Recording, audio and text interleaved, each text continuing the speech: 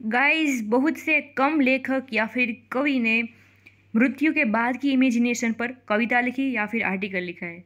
तो एक है थॉमस हार्डी, जिन्होंने अपनी डेथ के बाद नेचर कैसा रिएक्ट करेगा और रिलेटिव्स का रिएक्शन क्या होगा उसके ऊपर ये पोयम लिखी है।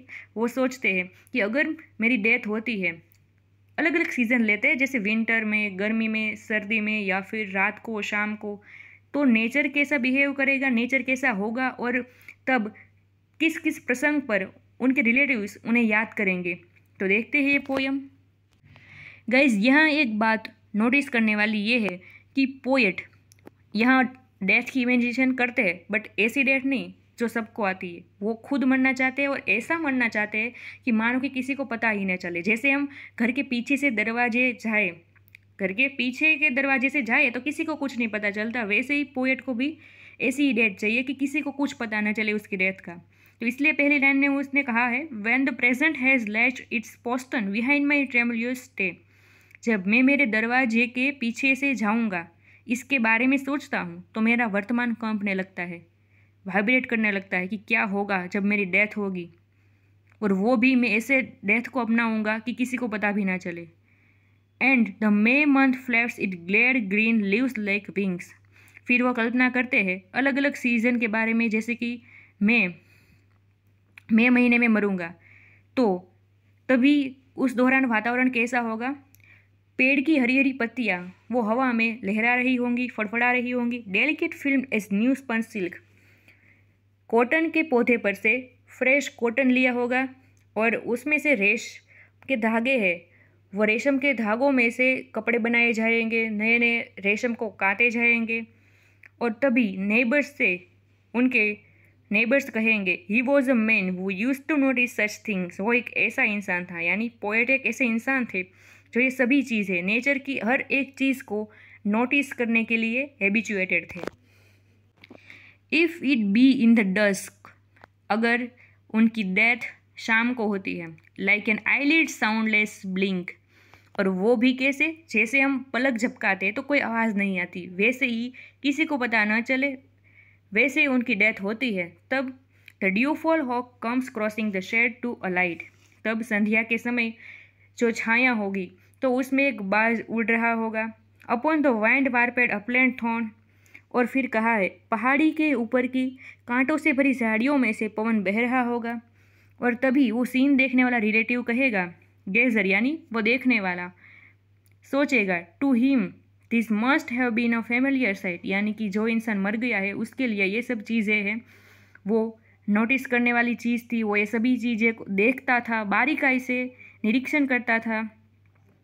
और हमेशा से ही पोएट लोग को शाम का समय है, सुबह का समय है, वो अट्रैक्ट करता है। फिर अगली स्टैंजा देखते हैं। If I pass during some nocturnal blackness mothy and warm.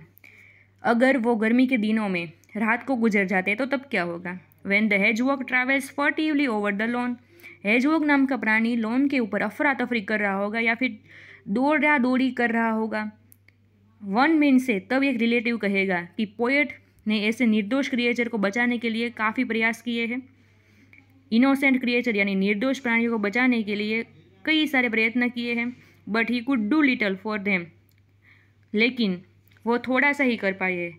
And now he is gone, क्योंकि उसकी लाइफ है बहुत शॉर्ट थी, कम समय था उनके पास और अब तो चले भी गए हैं। फिर है चौथी stanza. If when hearing that I have been still at last. जब पोएट सोचते हैं कि वो किसी को पता न चले, वैसे मर जाएंगे, लेकिन फिर भी डेथ के बाद उनके रिलेटिव को पता चला कि पोएट की आत्मा शांत हो गई है। स्टिल एट लास्ट यानी अब शांत हो गई है, यानी पोएट चले गए हैं, तो उसका रिलेटिव कैसा रिएक्ट करेगा। Watching the full starred heavens at. उससे पहले लिखा है दे स्टैंड एट डोर, यानी कि उनका रिलेटिव है दरवाजे पर खड़ा रहेगा। और एक हेवन की तरह हमें जो फीलिंग लाती है वैसा सीन कि पूरे आकाश में तारे भरे होंगे और वो तारों को देखता हुआ बोलेगा विंटर में, will this thought rise on those who will meet my face no more. वो सोचेगा कि मैं जिस इंसान के साथ पूरी ज़िंदगी रहा, अब उसका फेस मुझे तारों में भी नहीं दिखेगा, उसका फेस मुझे तारों में भी नहीं मिलेगा। He was one who had an I for such mysteries. वो एक ऐसा इंसान था, यानी कि पोएट के बारे में उसका रिलेटिव कहेगा कि वो एक ऐसा इंसान था जो ये सभी रहस्यमय चीज़ें हैं, जैसे तारे हैं, आकाश है, उनके पीछे का क्या रहस्य हो सकता है, क्या विज्ञान हो सकता है, उसके बारे में सोचता था। पोएट्स सोचते हैं कि उनके डिफरेंट रिलेटिव्स डिफरेंट ओकेशन पर उसे याद करेंगे, लेकिन फिर वो कहते हैं will any say when my bell of quittance is heard in the gloom.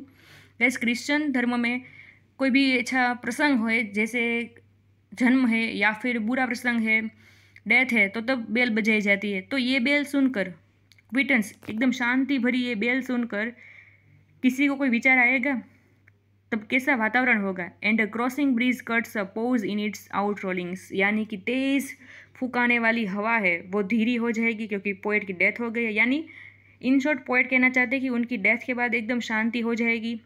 Till they rise again, क्या किसी के मन में ये विचार आएगा as they were a new bell's boom, यानी कि फिर से वो जन्म लेंगे और तब भी यही बेल बजाई जाएगी। He hears it not now but used to notice such things. आज जिसकी बेल बज रही है वो ऐसी बेल को सुनने के लिए हैबिचुएटेड था, ऐसी बेल सुननी उसको पसंद थी, लेकिन आज वो इंसान खुद नहीं रहा है। गाइस, ये पोयम यही खत्म होती है। अगर आपको वीडियो अच्छा लगा है तो वीडियो को लाइक करिए, शेयर करिए और चैनल को भी सब्सक्राइब करिए, क्योंकि इस चैनल पर लिटरेचर के सभी वीडियोस अपलोड होते रहते हैं। Thank you for watching.